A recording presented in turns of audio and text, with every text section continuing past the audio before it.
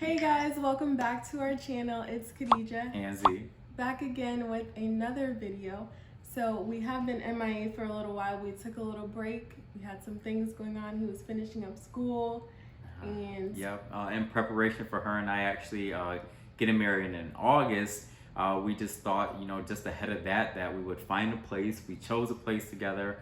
Just going ahead of that, I moved in, so I'm kind of holding down the fort until she moves in August. So I got to keep it clean for her. Exactly. So we wanted to make a very special video today just about Black love, and wanted to actually sit down and talk via FaceTime, because COVID and Corona and all that going on. So via FaceTime, we wanted to talk to our good friends and mentors, Mr. William Hicks and Miss Deborah Hicks. And so you can go ahead and get them started. All right. So how y'all doing today? Great. Fantastic. Great. Great. Okay. You all are holding up well? Yes, we are. Okay. Thank you for inviting us to your YouTube channel. This is quite an honor. Yeah, most definitely appreciate it. And we appreciate everything you all have done for us so far. And for those of you who don't know, the Hicks, they mentored us and they counseled us in preparation for our marriage in August. So we appreciate that and thank you. And you all had a lot to say. So instead of me talking the whole time, I'm going to give you all the floor. And we just want to know if you all can give us, some background on how you two met. Okay. Ladies first. Because I can talk, but I'll let. We were 19 years old. We're from Philadelphia, Pennsylvania.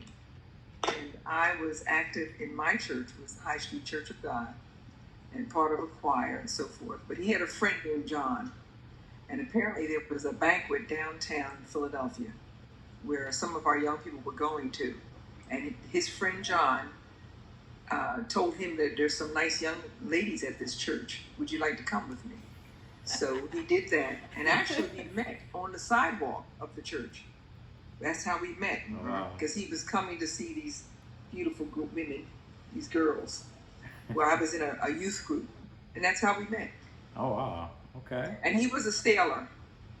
And he was stationed in the Philadelphia Naval Shipyard. So we were 19 and he's from another state, but he can add to that. That's very good. She remembered very well. But yeah, we were on our way to church to see some nice-looking girls. And sure enough, as God would have it, they came down the sidewalk to meet us. We passed by each other. And my friend had known them previous from I think it was a conference we invited him to, and so he had an inside scoop. And so, being a sailor and nice guy, to meet them, and we did. And I'm just so glad that God had already picked out my black love, soulmate, and my soulmate. And how long ago was that? And you all have been married for how long? 53 years. Okay. It's July. Next month, as a matter of fact. Oh, wow. 53 years. 53 years. And you all actually met how many years prior to you getting married? Well, we were married in 1967. Correct. Oh, wow. And so we courted, dated, I could say, 1966. 66, yeah. About a year. Oh, didn't you say you got a ring for her at one point, right? That's right. Yeah, let's hear about that. Let's hear about that. That part. Okay, you want to hear that part? You got Yeah. a good memory there. Well, I was testing When it his counts. Very good, Z. Yeah, sure.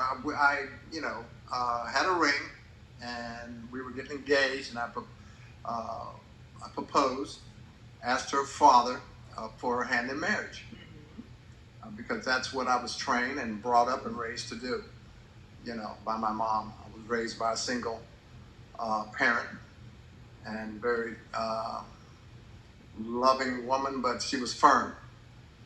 And she read a lot, and she just taught me the basic facts of life and how to handle myself in various situations. But I proposed to Debbie, and but I was engaged, but I had a Dear John letter when I was in the service, and so that didn't work out.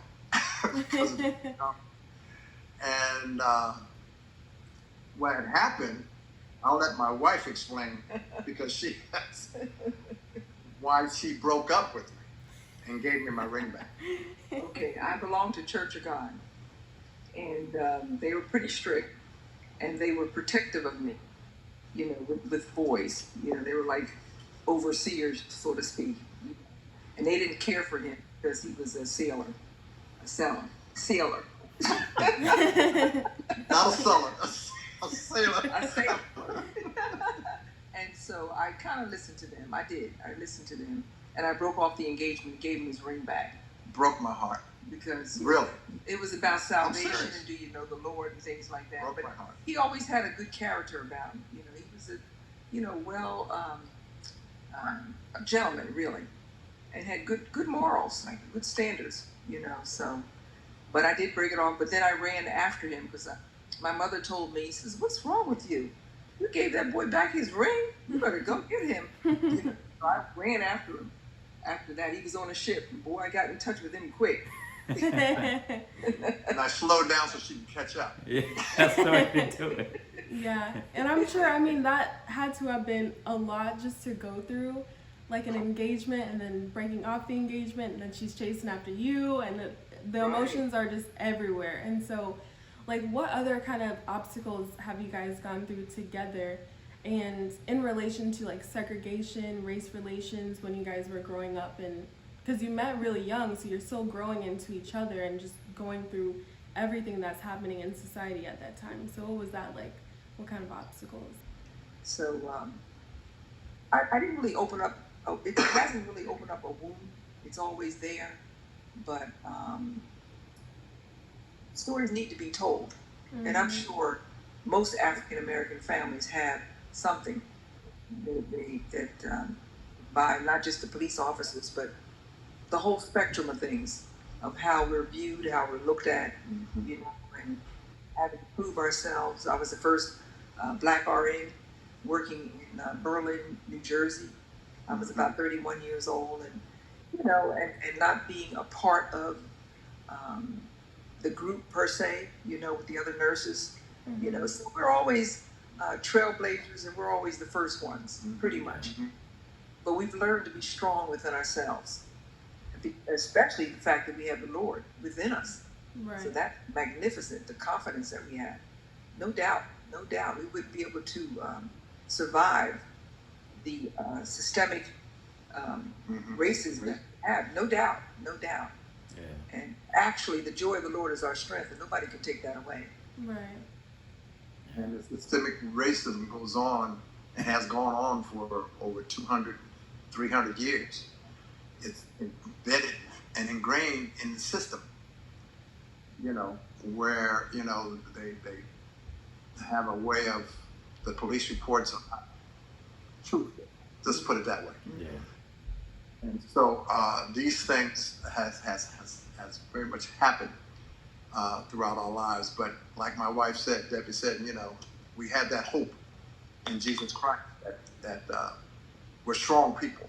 Right. We're strong people and have a heritage of being strong people. Yeah, definitely. I think social media, a lot of people do not know about Juneteenth and what it means. It's not taught in schools, and people are just kind of ignorant to the holiday that we are celebrating because we have just all been through so much, and it's such a significant day for Black people.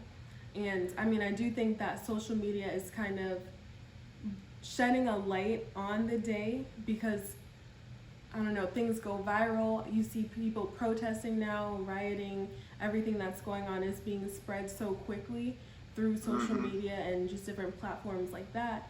And so, what do you guys think about the protests that are going on? Did you guys ever get involved when you were younger? What does that look like? What did it look like for you, and how do you think about them today? Well, it's ironic you would say that because I remember in the 60s when they had the March on Washington, right? When Martin Luther King had his famous speech, I have a dream. And I remember asking my stepfather at the time that I wanted to go. And my mom, I said, I wanted to go. I was really excited about it. We had a group of people, young people, we wanted to go. And you know what he told me? He says, oh, don't follow that man. he's just another black leader that's going nowhere, and he really discouraged me from going. Oh, wow. Because that's how he was brought up, to don't follow after one of our own, because they didn't have the confidence to believe that he was a great leader.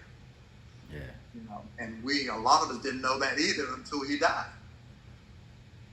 You understand? Yeah.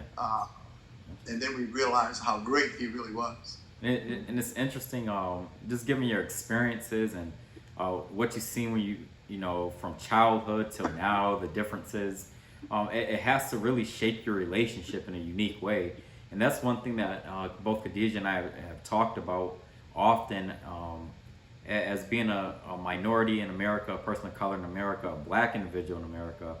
It shapes your love in such a unique way. You can see that even from the time of slavery, when our marriages weren't even acknowledged, and they were able to tear away the home, but there was something that stirred inside of us to still want to pursue that love and still want to manifest that gift from God, and still wanted to overcome those barriers. You see it through systemic racism now, segregation during up into the 50s and early 60s. So when we look at that, how do you feel that that's shaped you over the time? I mean, when you reflect on the past, when you see what you've had to overcome, even when it's with your children and how you had to raise them, like what's your kind of perspective on that? How have you been shaped by the black experience? Good question. Mm-hmm. Very good question, Z. And I feel that was a powerful tool shaping us, because we would never be the people